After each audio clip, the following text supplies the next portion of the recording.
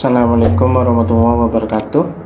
Baiklah anak-anak, untuk pelajaran hari ini kita akan mempelajari tentang perumusan dan penetapan Pancasila sebagai dasar negara. Jadi untuk pelajaran PKN hari ini kelas 7 akan mempelajari itu. Sebelum kita belajar, marilah kita berdoa menurut agama dan kepercayaan masing-masing. Berdoa mulai. Berdoa dapat diakhiri. Baiklah anak-anak, sebelum pelajaran dimulai, Bapak akan mengabsen kalian dulu satu persatu di rumah.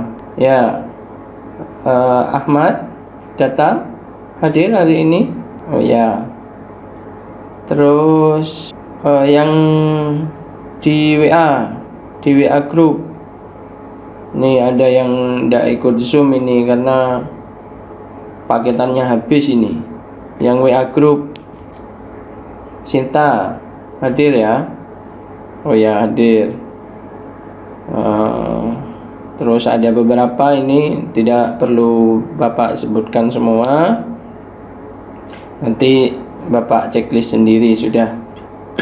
Jadi untuk pelajaran hari ini kita itu akan membahas perumusan dan penetapan Pancasila sebagai dasar negara, seperti apa yang Bapak sampaikan tadi di awal, bahwa tujuannya adalah agar kita mengerti bagaimana sih perumusan dan penetapan Pancasila itu untuk dasar negara Indonesia kita tercinta ini.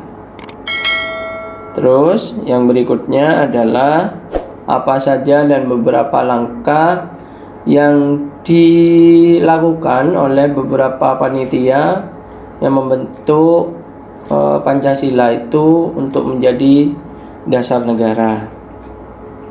Oke, kita lanjut.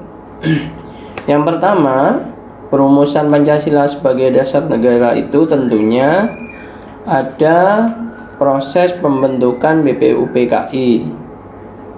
Jadi hal ini menyebabkan banyak laki-laki Indonesia yang dikirim ke Burma untuk pelaksanaan kerja paksa, melakukan pekerjaan pembangunan dan pekerjaan berat lainnya dalam kondisi yang buruk. Ribuan orang Indonesia meninggal dan hilang pada saat kejadian itu berlangsung.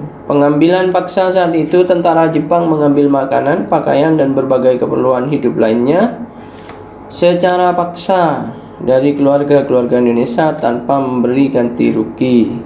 Yang ketiga, perbudakan paksa. Perempuan-perempuan Indonesia banyak dipekerjakan secara paksa oleh tentara Jepang. Selain itu, untuk menahan memperlakukan warga negara si kamp-kamp tahanan dalam kondisi sangat buruk.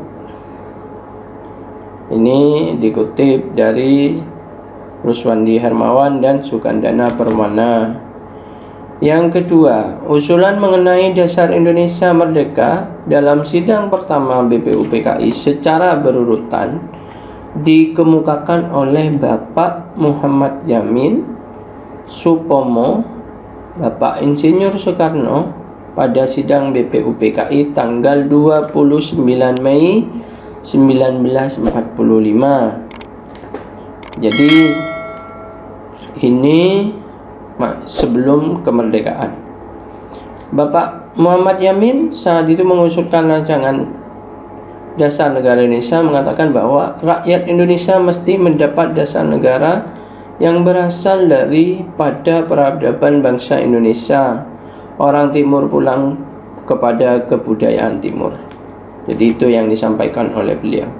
Usulan butir-butir Pancasilanya, yakni mengusulkan secara lisan 5 dasar yang disampaikan oleh Bapak Muhammad Yamin. Yang pertama, peri kebangsaan. Yang kedua, peri kemanusiaan. Yang ketiga, peri ketuhanan. Yang keempat, peri kerakyatan. Yang kelima, kesejahteraan sosial.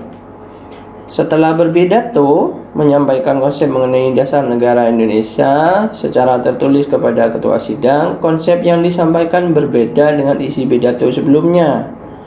Asas dan dasar Indonesia merdeka secara tertulis menurut Muhammad Yamin. Yang pertama, ketuhanan yang Maha Esa. 2, kebangsaan persatuan Indonesia. 3, rasa kemanusiaan yang adil dan beradab. 4, kerakyatan yang dipimpin oleh hikmat kebijaksanaan permusyawaratan perwakilan. 5, keadilan sosial bagi seluruh rakyat Indonesia. Nah, selanjutnya pada tanggal 31 Mei 1945, Bapak Supomo menyampaikan pidatonya tentang dasar negara. Menurut beliau, dasar negara Indonesia merdeka adalah sebagai berikut. 1, persatuan. 2, kekeluargaan. Jadi berbeda dengan yang disampaikan oleh Bapak Muhammad Yamin sebelumnya. 3, keseimbangan lahir dan batin. 4, musyawarah. 5, keadilan rakyat. Sementara Bapak Insinyur Soekarno pada tanggal 1 Juni 19 menyampaikan pidato tentang dasar negara Indonesia merdeka. Usulannya berbentuk filosofis Kronlek atau Westenhoek yang fundamen filsafat pikiran jiwa hasrat yang sedalam-dalamnya untuk di atasnya didirikan Indonesia merdeka yang kekal dan abadi. Negara Indonesia yang kekal dan abadi itu dasarnya adalah Pancasila, rumusan dasar negara yang diusulkan oleh beliau, oleh Bapak Insinyur Soekarno, itu sebagai berikut. Yang pertama, kebangsaan Indonesia. 2, internasionalisme atau pri-kemanusiaan. Yang ketiga, mufakat atau demokrasi. Yang keempat, kesejahteraan sosial. Yang kelima, ketuhanan dan kebudayaan. Ini untuk itu anak-anak sekarang dari butir-butir apa yang disampaikan oleh Bapak Muhammad Yamin, Bapak Supomo, dan Bapak Soekarno, sekarang anak-anak buat video, kirim ke Pak Guru. Nanti kalian membaca Pancasila sesuai dengan apa yang sudah diamanatkan oleh undang-undang yang kita pakai sampai hari ini. Jadi setelah menyimak materi ini, maka anak-anak tolong membuat video membaca Pancasila yang tegas, yang lantang, yang benar. Setelah itu dikirim ke Pak Guru, ya. Jadi itu pelajaran hari ini yang bisa Bapak sampaikan melalui daring ini. Jangan lupa tugas yang harus kalian lakukan apa, dan tetap jaga kesehatan, tetap jaga protokol kesehatan. Jangan lupa makan makanan yang sehat. Sebelum kita akhiri pelajaran ini, marilah kita membaca doa menurut agama dan kepercayaan masing-masing. Berdoa mulai selesai.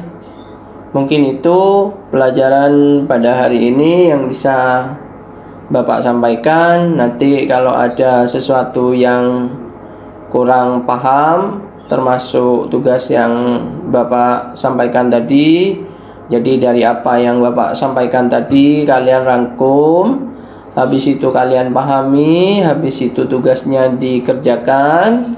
Nanti kalau ada yang kurang mengerti bisa ditanyakan di WA group, ya. Mungkin itu. Ingat, yang tidak punya paketan tidak boleh alasan. Jadi harus tetap mengerjakan. Sekarang paketan itu murah. Kalau tidak punya paketan, ngampung di tetangganya yang punya wifi. Kalau cuma ngirim video satu itu tidak begitu mahal, ya. Jadi tetap semangat. Meskipun dalam pembelajaran daring seperti ini. Mungkin itu yang bisa Pak Guru sampaikan. Ihdinas siratal mustaqim. Assalamualaikum warahmatullahi wabarakatuh.